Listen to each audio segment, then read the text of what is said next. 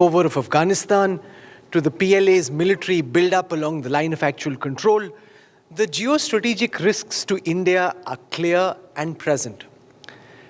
The man responsible for charting the course of India's foreign affairs through these turbulent waters is a long-time practitioner in the fine art of diplomacy, considered by many in the foreign services as the finest of his generation. Dr. Jaishankar now has that rare opportunity to shape policy in his area of professional expertise. It's that sweet spot that lakhs of professionals dream about, but only the chosen few get to practice. Ladies and gentlemen, join me in welcoming, for his conclave debut in New Delhi, the External Affairs Minister of India, Dr. Subramaniam Jaishankar. Can we have a warm round of applause, please? Joining me for this interaction are India Today's Foreign Affairs Editor, Geeta Mohan, and Executive Editor of India Today Television, Shiv Arora. Dr. Jaishankar, welcome. Let me start by asking you about your reading of the current situation in Afghanistan. There have been lots of reports about the Baradar faction and the Haqqani faction being at loggerheads.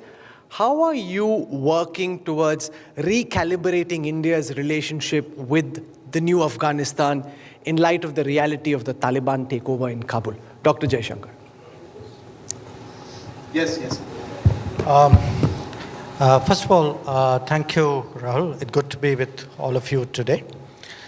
Look, the situation in Afghanistan is still unfolding. There is still a lot of lack of clarity. I mean, obviously, some of the more visible changes are apparent. So you have to take your positions, make your decisions on the basis of what you have.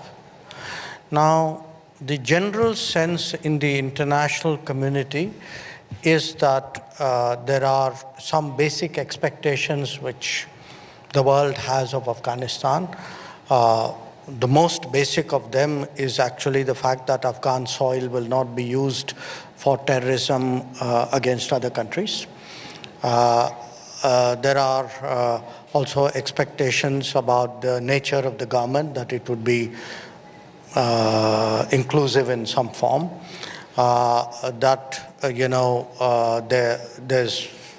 There's a view about what are considered governance standards in this day and age. Question of how you deal with minorities, with women, with children, how you deal with people who want to leave your, go out of your country or come into your country. I mean, legitimate movement. So I think these are all live issues, and we are obviously quite involved in shaping the thinking of the international community on that. Partly because we also happen to be at this time a UN Security Council member. Many of these debates are taking place there. Some of them are taking place in the G20 format. We had a foreign ministers meeting of the G20. So I think it's evolving. We are making it up, obviously responding to the situation as you go along. But beyond that, it's hard to take a very definitive position because the situation on the ground doesn't allow for it.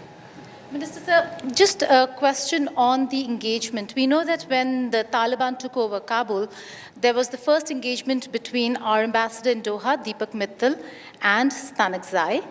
And since then, we've not really seen real engagement. So are we going to adopt a wait-and-watch policy? Because it seems like the Haqqanis have set the tone and tenor when it comes to ties with India, with the Indian administration. Anas Haqqani's tweet, in many ways than one, really sets the tone over there when he speaks of Somnath Temple taking pride in smashing the idol of Somnath. Look, we are in different businesses, okay? You are in the news business, I'm in the diplomacy business. By nature, I would be more empirical, I'd be more careful about my judgments. I mean, by the nature of our business, okay, as opposed to yours. I am not sure I would completely agree with some of the things you say. if this person has taken charge. And I mean, fine, I mean, people may take positions, people may tweet, we can speculate, that is our right. But I think when it comes to policy making, I would do kind of double, triple, quadruple diligence, be very, very deliberative about my judgments. I have, there's no great compulsion on me to take very sharp, definitive positions and be public about it, So there could be things happening which, I may not be able to speak about, but at the moment, as I said, as you said actually, our primary contact has been in Doha, and that's where it is. Minister Jaishankar, from the Haqqanis that Geeta was talking about, I'd like to draw your attention now to Pakistan. With everything that's happened in Afghanistan, and like you said, many things are still, in movement and in flux right now, how much more complicated has it made our navigation of the situation with Pakistan? Because the perception is that the ISI has won with everything that's happened in Pakistan, and therefore the simplistic way it's been looked at is that this has been a strategic setback for India. Vis-a-vis Pakistan, how are you navigating that? So again, I would take the same situation and say I have to operate out of a given, a set of assumptions. I can't say I wish it hadn't been like this, or the Americans had stayed on, or they'd have gone out a different way. They've done what they've done. I have to live with it and deal with it accordingly. If you ask me, say, October 8th, is my security situation more complicated than it was on August 8th? Of course it is. But you yourself would agree with me that sometimes we all tend to make very sweeping statements or judgments or assessments. I think the picture is a little more complex, more granular than that. It's been what? It's been less than 2 months since the Taliban took Afghanistan. So, and it's quite obvious also that things are far from settled, even in Kabul. So, I would urge some patience, some deliberation, and some caution. Now, I understand. I mean, that in this day and age, that's not how media can approach it, because you people have different compulsions, different timelines, and different pressures. So we will have this gap between you and me. You will keep provoking me with very strong statements saying, okay, react to that. I'm not ducking it.